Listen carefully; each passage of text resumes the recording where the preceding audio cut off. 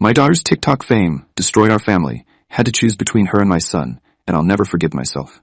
I never thought something as innocent as a TikTok account could destroy everything I knew. My daughter Mia was just a regular 16-year-old girl, shy, quiet, and more into books than anything else. That all changed the day she downloaded TikTok. It started with a few fun videos, just her and her friends doing trendy dances or sharing silly moments.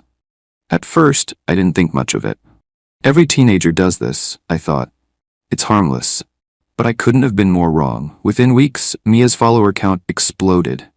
I watched in awe as she went from having a handful of likes to hundreds, then thousands. Her videos were everywhere. People started recognizing her in public, and even brands reached out for collaborations.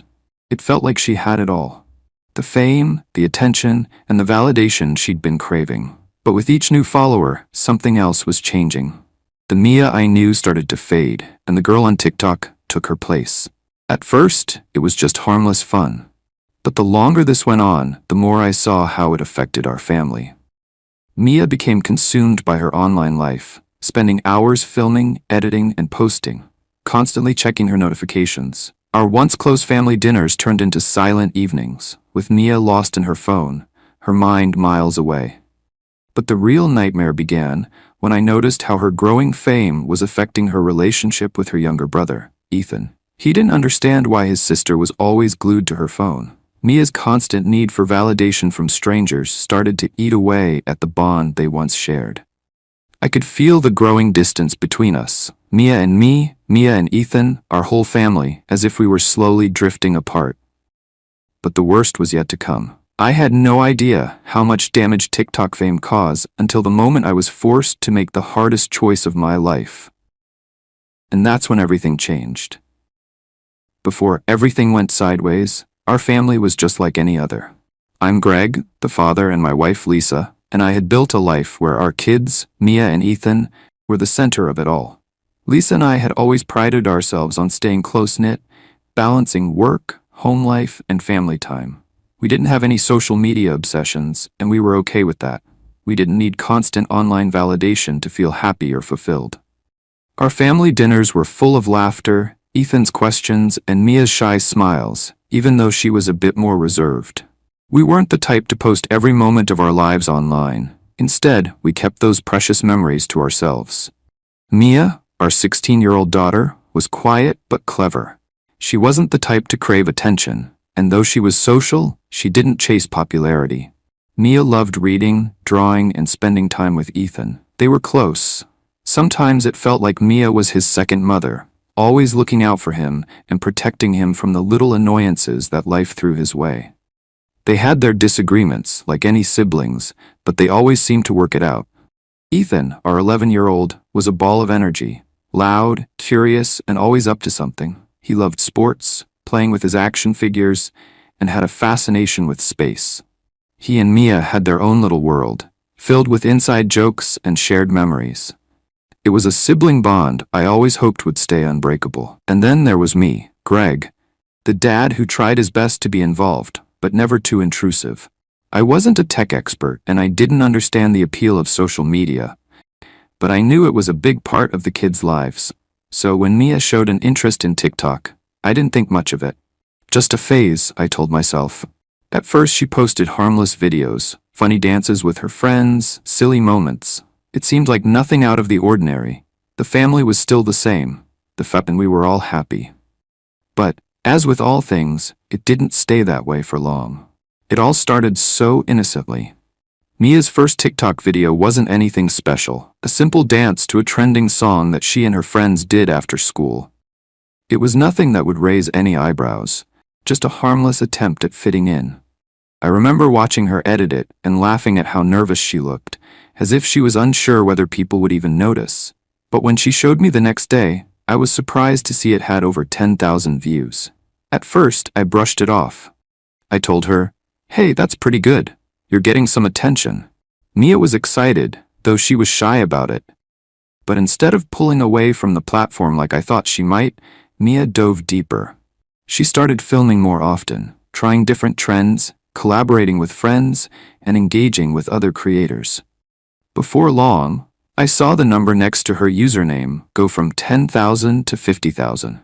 And then, to my shock, 100,000 followers. The speed at which Mia's popularity grew was astonishing. I didn't understand it at the time, but it was clear that she had something. Charisma, maybe? She had always been a quiet girl, but when she was on TikTok, she seemed to transform into someone else. Her followers were eager for more, flooding her comments with praise and attention. It was thrilling to see, I admit. I was proud of her for finding something she was passionate about, but a part of me couldn't shake the nagging feeling that something was changing. And then came the brands. First, it was small local businesses asking if she'd promote their products. Mia was over the moon, showing me her first official brand deal, a company that wanted her to try out a new line of makeup. It seemed innocent enough. After all, she was just a teenager trying to make a little money. But as the deals started rolling in, I could see the change in her. Mia wasn't the same girl anymore. Her smile was no longer the same shy, warm expression it used to be. It was more like a smile for the camera now.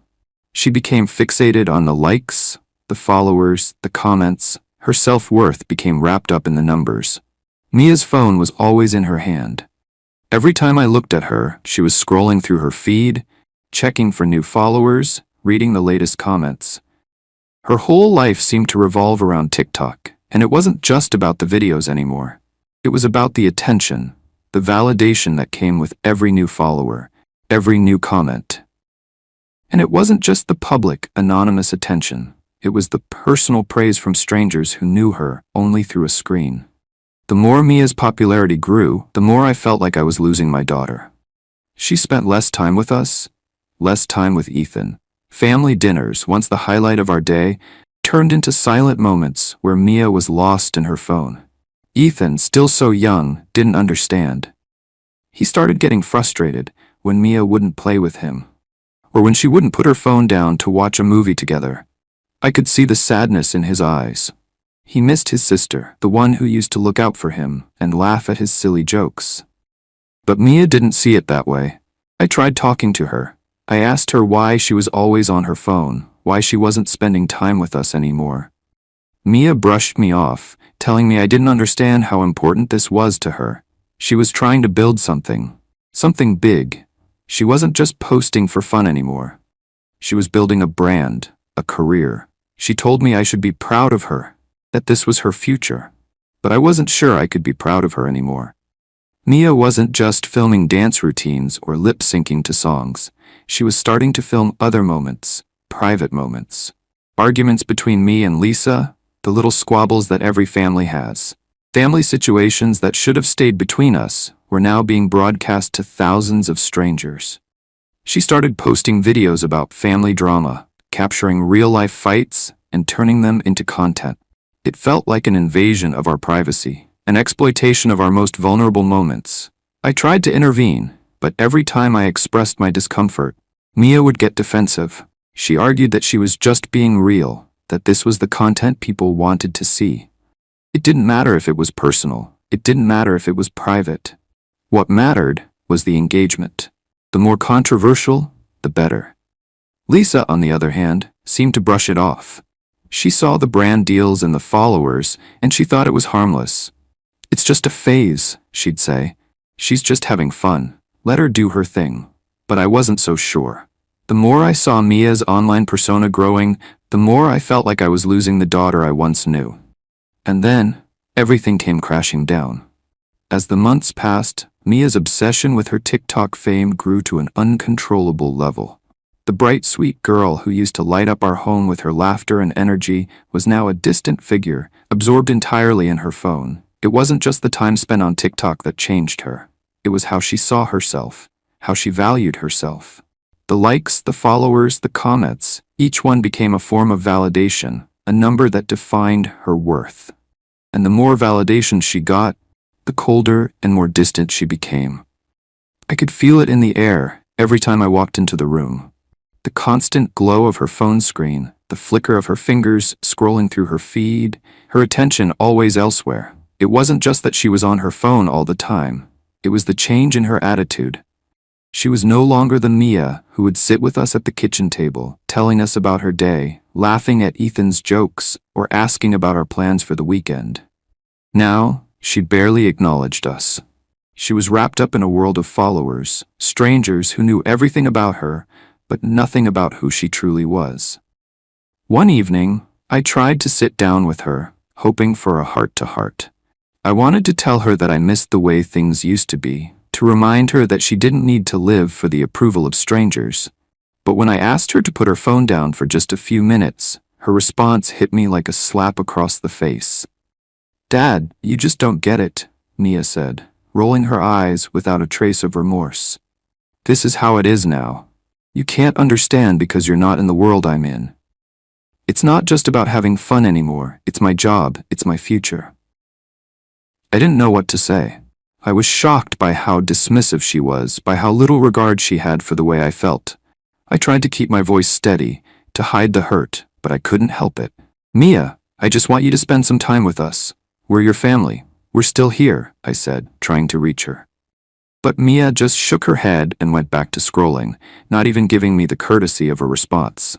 It was clear to me now, she wasn't the girl I raised anymore.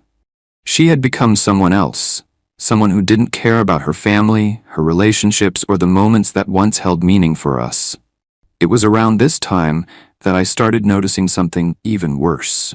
Mia began filming and posting private family moments. It wasn't just her public TikToks anymore. It was the little things, the private things. Arguments between me and Lisa, moments where I tried to reprimand her for neglecting Ethan, the times I raised my voice when I couldn't handle the tension anymore. She would turn these intimate, raw moments into content for her followers, posting them with captions like, "Parents don't get it," or "The struggle of family life." Every time I saw one of those posts, I felt like a piece of my dignity was being stripped away. These weren't just funny moments or harmless clips. They were real conflicts, private moments that were being made public for the sake of views. And the worst part was, Mia wasn't even ashamed of it. In fact, she was getting praise for it. Hundreds, sometimes thousands of comments telling her how brave she was for showing the real side of her family. People were congratulating her for being authentic, for airing out the dirty laundry of our family for everyone to see. At first, I tried to intervene. I told Mia that this wasn't acceptable, that we deserved some privacy, that family matters should stay within the family. But Mia, with that same dismissive tone, told me I was overreacting. She said it was just content, that people liked it, that it wasn't a big deal. But I could see the change in her eyes. She didn't care about our privacy anymore. She didn't care about our feelings. All that mattered was the next post, the next video, the next brand deal. Ethan, my 11-year-old son, was the one who took the hardest hit. I watched as he grew increasingly upset, confused, and hurt by Mia's behavior. He missed his sister. The sister who used to play with him, help him with his homework, and make him laugh. But now she was too busy for him, too preoccupied with the attention of strangers. There was one evening in particular that stands out in my mind. Ethan had been trying to talk to Mia for hours, wanting her to play a video game with him or just hang out like they used to. But Mia, absorbed in her phone, had no time for him. Ethan, his face red with frustration, finally came to me, tears in his eyes. "Dad, why doesn't Mia want to talk to me anymore?" he asked, his voice trembling. "She always just looks at her phone. Why won't she listen?" It broke my heart into a million pieces. I didn't know how to explain to him that Mia wasn't the same person anymore, that TikTok and fame had consumed her. How could I make him understand that his sister, the one he looked up to, the one who used to be his best friend, was slipping away, and there was nothing I could do to stop it? I tried to talk to Mia again, but this time, it felt even more hopeless. When I brought up Ethan's hurt feelings, she scoffed, saying I was making it a bigger deal than it was. "He'll get over it," she said with a shrug, not even looking up from her phone. "He's just mad because I won't play with him. He'll be fine." But I could see it in Ethan's eyes. He wasn't fine. He was confused. He didn't understand why his sister, his role model, the person who had always been there for him, was suddenly so distant. It was at this point that I began to feel like I was losing control of everything. I wanted to protect my family, to make things right, but Mia's fame was like a tidal wave that kept pushing me further and further away. Every time I tried to reach out to her, every time I tried to get through, I was met with resistance. And Lisa, well, Lisa didn't see the problem. She didn't understand why I was so upset. "It's just her growing up, Greg," she would say, trying to calm me down. "She's just getting attention. Let her enjoy it. It's harmless." But to me, it wasn't harmless. Mia was changing. She wasn't the same girl who used to be part of this family. She was becoming someone else, someone I didn't recognize. And the worst part was, the more I tried to bring us back together, the further Mia pushed us apart. It felt like I was losing her, losing my daughter, to a world that I didn't understand, and there was nothing I could do to stop it. The final straw came when Mia posted a video of an argument between me and Lisa, twisting my words and making me look like the villain in front of thousands of strangers. It was a private moment, a heated exchange, but Mia had found a way to make it content, her content. I had just asked her to stop posting our personal issues online, to stop turning every disagreement into something for her followers to consume. I had tried to keep my voice calm, but the frustration had built up over months of Mia's increasingly toxic behavior. "You don't get it, Mia." I had raised my voice in that moment, but I had never intended to hurt her. I just wanted her to understand that we were a family, that some things should stay private. But Mia had captured that moment on camera. She edited it to make me look controlling, abusive, as though I was oppressing her dream of TikTok fame. The caption read, "When your dad doesn't understand your passion and tries to ruin your future." Within hours, the video had gone viral. The comments flooded in, tearing me apart. Strangers who had no idea who I was, who didn't know the full story, had made up their minds about me. I was abusive, toxic, controlling, a monster to my own daughter. The more the comments piled on, the more validation Mia seemed to get. It wasn't just a few people sympathizing with her. It was an entire community, cheering her on, telling her she was brave for standing up to her dad, telling her that she was worthy of all the fame and success she was getting. Mia thrived on the attention, her confidence growing with every comment, every like, every view. She became even more consumed by the drama she was creating, seeing it as the ultimate form of validation. Each new post, each new controversy fueled her further. She didn't care about the damage it was doing to our family, to our relationships. She cared about one thing, the fame. I watched Ethan, my 11-year-old son, retreat further into himself. He had been confused, lost for weeks. But now his hurt had grown into something more palpable. He no longer saw his sister as the person he admired, the sister he used to look up to. He saw a stranger, a cold, distant version of Mia that he didn't know. He sat on the couch one evening, his eyes filled with confusion and sadness, as he turned to me and said, "Dad, I don't understand. Why is Mia doing this? She used to care about us. Why is she doing this to us?" The question hung in the air, unanswered. How could I explain to my son that his sister, his role model, had become someone I didn't even recognize anymore? How could I tell him that Mia had chosen fame over family, that she had let the need for attention and validation override everything else? I couldn't stand it any longer. I had tried to fix things, to talk to Mia, but she had pushed me further away with every passing day. She was more interested in the validation of strangers than the love of her own family. It was breaking me, breaking all of us. With a heavy heart, I made the decision. It was the hardest thing I've ever had to do, but I knew it was the only way to save Ethan and me from being consumed by the chaos Mia had created. I told Lisa that I was leaving. I couldn't watch this family fall apart any further. Ethan and I would stay with my parents for a while. I needed space. We needed space.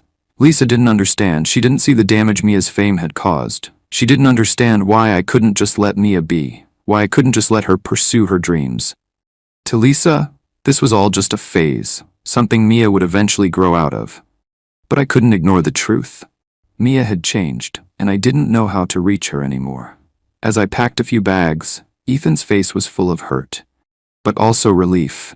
He didn't want to leave his sister, but he couldn't take the coldness, the distance, the way Mia had turned her back on everything that used to matter. Lisa tried to argue, tried to convince me that I was overreacting, but I knew I had made the right decision. I couldn't stay in a home where the love had been replaced with fame, where my daughter had become a stranger. As I walked out the door with Ethan, I felt the weight of the decision press down on me. This wasn't just a family falling apart. It was the death of everything we once were.